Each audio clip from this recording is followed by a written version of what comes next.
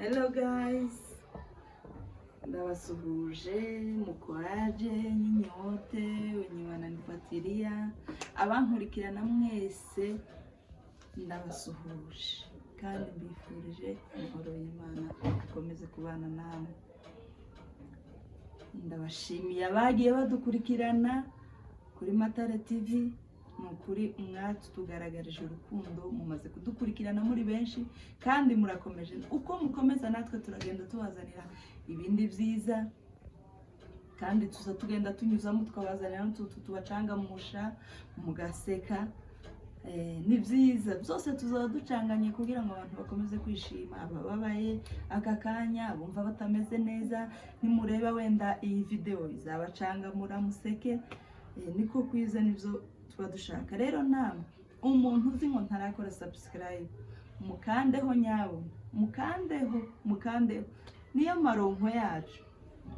Uko mpambabwira gutyo ndashaka kugira ngo naje ntere imbere, nzambona umugati w'abana. Umuntu wese ureba iyi video aza kandaho nyabuna, kandi muje no muri commentaire mugira ico muvuga. Ego murakoze cyane, Imana ibahe umugisha.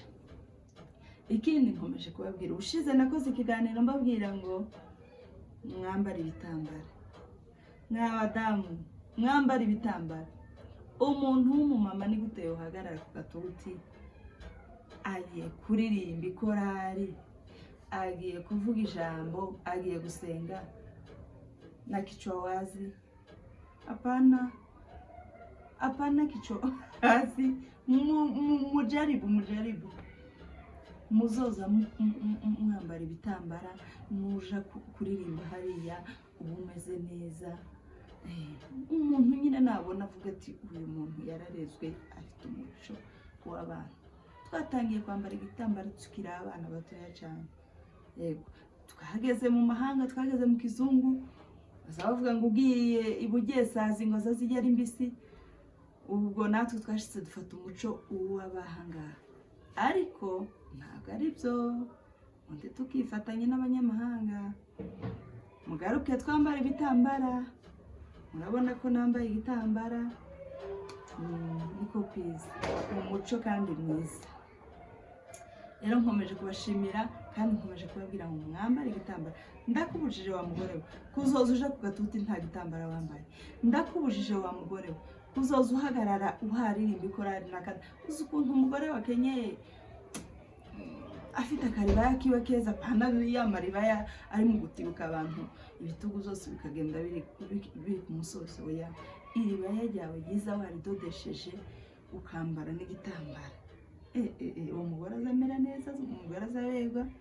Ni byiza cyane kandi muza mubikora kuko niwo muco. Nubwo turi mu mahanga ariko kandi ntituzibagirwa iwacu, ntituzibagirwa iyo twavuye bene data. Ego hanyuma hano muri Nairobi twagize imbeho nyinshi yabaye, ariko murabona ko nifubise igikoti c'imbeho. Ndashaka no kunywa icyayi kugira ngo dukomeze tuganire. Ndi kunywa icyayi. Hariho ngumu. Izi ngumu sinzi nimba muzizi zo muri Kenya. Abanyakenya barazizi, abari muri Kenya barazizi n'abandi. Iyi ni ngumu woyitera umuntu ikagukomeretsa, ariko tukayirya kandi tukayikunda.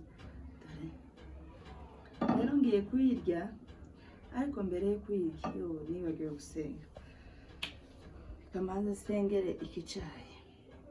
Uwiteka Imana yanje, ndashima ko wampaye iri funguro y'uyu munsi ryiza. Iki cyayi duhaye ngiye kumwa aka kanya, ndasaba ngo kingwe neza, ndetse nsabira n'abatabashije kukibona kugira ngo ubashe kukibaha. Icyayi na ngumu ni byiza nko muri iki gihe c'imbeho. Ndasaba kuko uwo giheza batakibonye.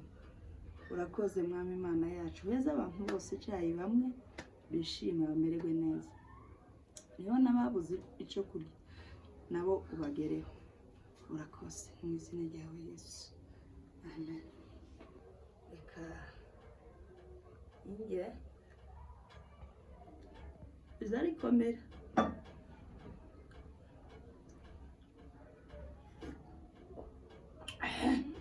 Chai kara ashushe. Nzana igikombe. Nzana igikombe cyo guhoza.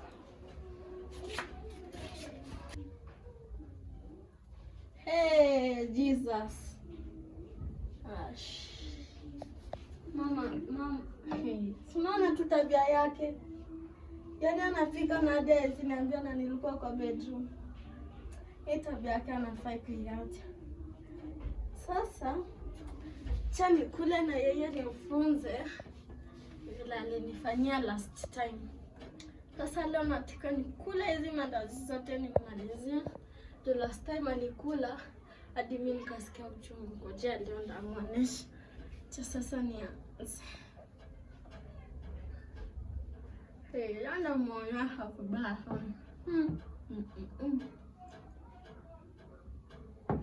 Na hii chai moto, kama nikienda kikombe atakuja kule. Tatu niendelee. Jota nilipanga na njaa. Aki mkwe mnabai ngumu ni tamu. Leo atashtuka. Ngoja tu akitoka akuja nikwambanishe juu najua nikubaya.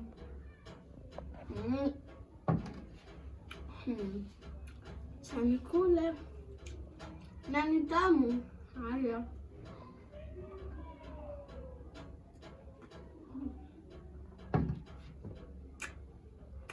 Hata siamini kana kula hizi mandazi zote peke yangu.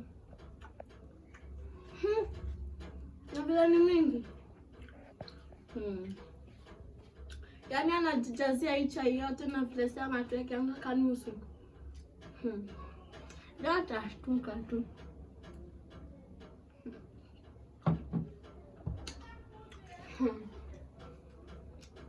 Nakwambia leo nikushiba hadi nakula kesho kutwa. Ya nusu imeshaisha. Muone tu.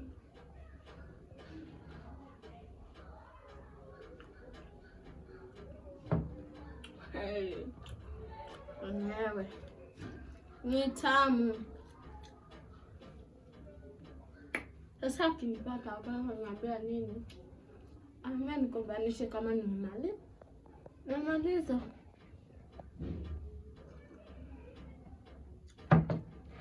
Mancha ya maziwa ni tamu sana. Sana. Chameni nijiendeleshe kukula. Akikuja aseme zake.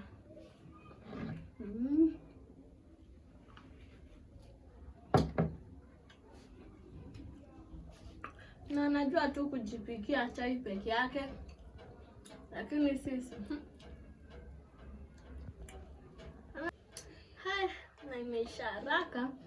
Hadi nilikuwa ndani itaisha kesho kutwa. Lakini nimeshiba. As you can see, nimeshiba sana. Na hivyo hadi ndo nilikuwa nataka. Acha nimalizie tu wakati siwezi kaacha. Hadi chai yangu inaisha. Mizina ya Yesu. Mizina ya Yesu. Niki. Sina kula.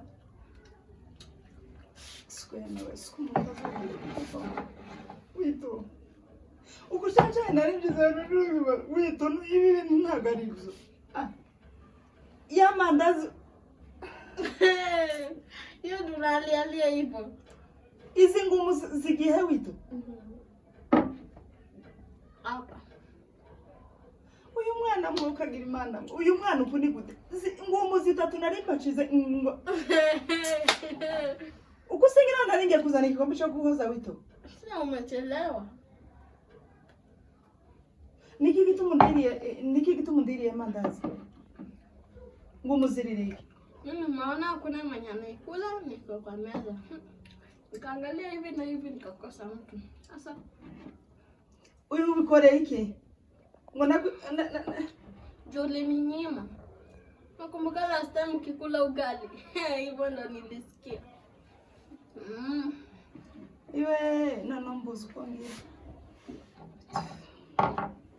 Wito, turebe. Utamaliziaka? None suku ukunguku se ndasubira nje kwituka nje gushaka andi mandazi Wito. Izo bintu ukora ni ibiki? Asante. Nawe bana ntaho umuntu yovyibuhira ntaho umuntu yotamirira. Ese ubundi wabimenye gute ko umuntu ashize amandazi hanga uzusa n'uwawe ugenda ku muntu uzungendaho ndangana nawe Wito. So nilinyima last. Hivyo ndo mtu anasikianga. Ariko Wito uwakwise ngo Wito uwakwise witonze aba yarakwise wihuse kuko wihutira ukura yihuse hadi sijashiba ngo nimenini ngize ishaka umuntu agire gute ndo nilikuwa nasikia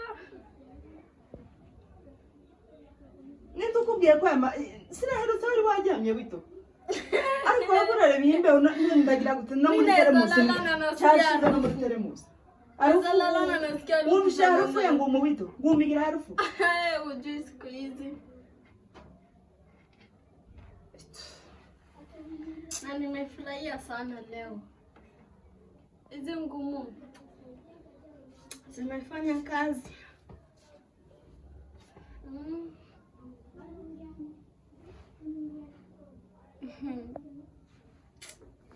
Abana bo muri iki gihe ni hivyo kumeenda kose kunaendanga hivyo. Genda hanze.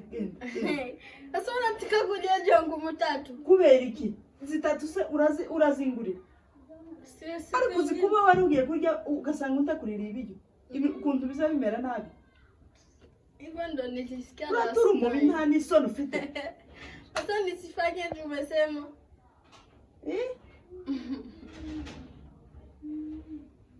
Aki ma mimi si mama yako. Mimi si nyoko. Jewe ntabwo ndi nyoko. Si ndi nyoko. Tumpa magana. Akiwa mama siku hizi. Na nimemfundisha.